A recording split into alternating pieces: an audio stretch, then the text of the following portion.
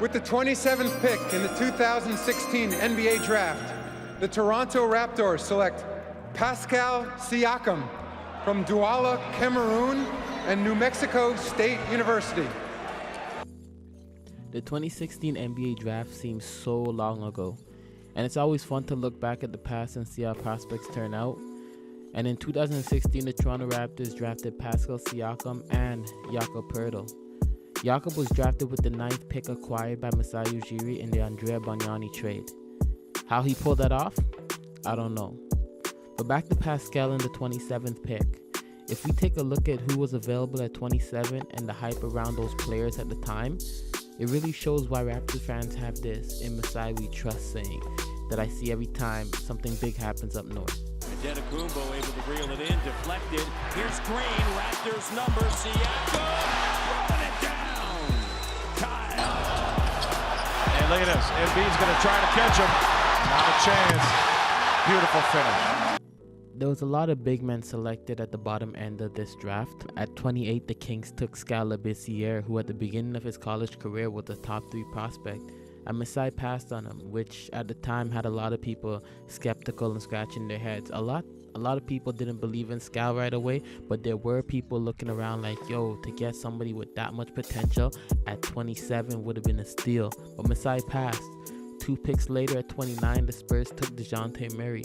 Now, Toronto passing on Murray is kind of understandable because the year before they drafted DeLon Wright. DeJounte Murray and DeLon Wright are basically the same type of player, the same type of prospect, a long point guard that defends but needed time to develop. And another name that I heard a lot at the time was Deontay Davis out of Michigan, who went 31st to Memphis after bouncing from, I believe, Miami and Philadelphia. Now, out of all those names I mentioned, Pascal Siakam was the unknown. You have Skal out of Kentucky, DeJounte Murray from Washington, and Deontay Davis out of Michigan. And Pascal Siakam from New Mexico State. Scratch that, Pascal Siakam from Cameroon. Yo, here's a story and a journey that is truly inspirational. Alright, so I'm gonna give it to you straight. To understand Pascal, you must understand Bafa. Now, Bafa is a village roughly 80 miles north of Cameroon's capital and the location of St. Andrew's Seminary, where Siakam spent his childhood. Siakam had grown up in a basketball family, but had never clamored to watch the NBA games that were occasionally broadcasted in Cameroon, the way his 3 older brothers had. All 3 brothers, by the way, had gotten scholarships to America, but Siakam wanted something different. But he was still confused when his father had enrolled him in St. Andrews when he was 11 years old. He did not believe the church was his calling, but he could not question his father. Siakam once said, "I would never go against his wishes. There isn't a better man I've known in my life." The seminary is where Pascal would remain for the next 7 years, handpicked to embody his family's Catholicism. Siakam, first in his class academically, would eventually stop doing his homework. At times, they would consider dismissing him, but his academics results were so remarkable, they kept him. The students have 1 hour each day for physical activity. Often, Pascal opted to kick around a soccer ball, as most kids would do, and occasionally, he would shoot baskets on the cracked cement court with the bent rim behind the dormitory. That was the extent of his basketball training. By the time he was 15, Siakam, by his own admission, grew to dislike the seminary. He did not want to be a priest, so he began to misbehave, hoping Father Collins would dismiss him. He was briefly sent home, an outcome that secretly pleased him, but his father insisted that he return to fulfill his obligations. Pascal grudgingly stayed until he graduated in 2012, then packed his belongings and said goodbye to Father Collins in Bafa. When he would walk to the market to buy plantains, he regularly passed by a mansion on the corner. It was a house that looked out of place in the village. He often wondered who lived there and daydreamed about owning a house like that one day. Later, he learned the house belonged to Luc and Ba Moute's parents. So for 7 years, Pascal Siakam lived just 3 kilometers away, yet their paths never crossed. But that was about to change, for it was Mba Moute who would discover Siakam and kickstart his basketball career. Siakam went to Luc and Ba Moute's basketball camp during the summer of 2011. Mba Moute was the unofficial patron saint of basketball in Cameroon. He established his free camps to encourage the sport of basketball to flourish in his native land and provide young promising talents such as Joel Embiid and Siakam's brothers an opportunity to pursue their talents further. With his three brothers having played college basketball, Pascal's family's basketball reputation had gained him entry into the camp, but he had no expectations on being noticed. Like the widely talented yet unpolished Embiid before him, Siakam possessed an undeniable amount of athleticism and competitiveness, which captured the imaginations of coaches. He was raw but lively, skinny but willing to absorb contact. In Cameroon, young basketball players are measured by potential, not results. After his second summer at Mbamute's camp in 2012, Siakam was shocked to learn that he had been chosen to attend Basketball Without Borders. He quickly realized what was at stake. If he played well and showed promise, he'd score a ticket to America like his brothers had before him. When it was his turn to scrimmage, he was leaping to block shots, diving for loose balls. Raptors general manager Masai Ujiri notes his effort was memorable. Siakam landed a scholarship to God's Academy in Louisville, Texas. Then 1 year later, he parlayed that into a scholarship offered to New Mexico State. Siakam redshirted at New Mexico State for the 2013-14 season, spending every moment in the gym. On the rare occasions when he called home, Pascal could hear the pride in his father's voice.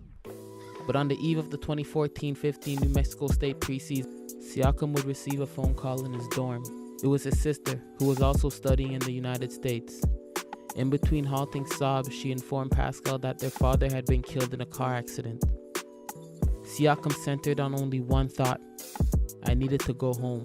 His brother had already booked his flight to Douala, but Pascal had applied for a new visa that was still being processed. If he flew to Cameroon, there was a strong chance that he would not be able to return to the US without the proper paperwork. He said, "My brothers are saying you can't come. My mother says it too." Pascal scribbled RIP Dad on his shoes and dedicated his season to his father.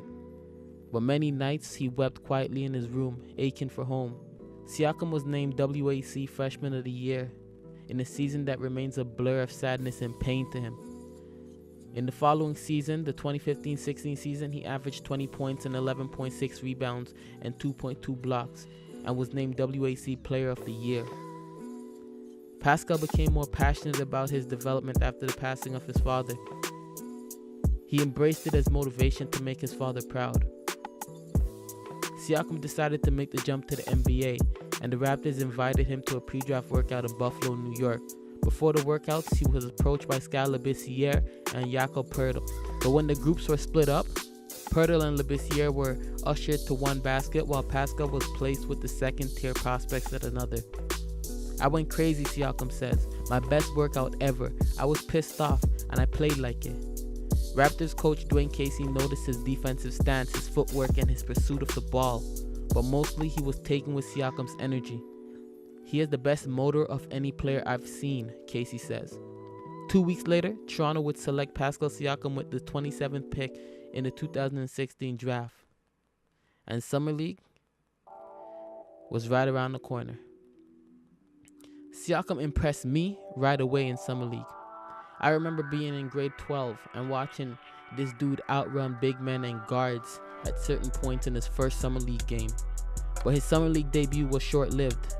I believe after an impressive first half, Pascal Siakam left Summer League with a knee sprain. But even then, I had seen enough to know this kid was going to be special. And at the time, all everybody could see was a younger, faster, better hands Bismack Biyombo. But this kid was destined for more. Came the 2016 season. Siakam's NBA ascent has been astonishing, but it all really began in 2016 when he arrived as a raw 22-year-old whose energy and athleticism landed him in the starting lineup after Jared Sullinger, who was signed to be the team's new power forward, was injured. He would spend most of the season with the Raptors 905 though, where he would help Toronto win the D-League championship and take home finals MVP honors. He continued to build on his 2016 campaign in 2017-18 as a key part of Toronto's bench mob. His D-League days were long gone, as the team won a franchise record 59 games. And after an eventful offseason where DeMar DeRozan, who had been the longtime face of the franchise, was traded to San Antonio for Kawhi Leonard, Pascal came into the season, letting everybody know he had arrived. He was no longer Pascal Siakam, the project from Cameroon, but Pascal Siakam, a future all-star from Cameroon.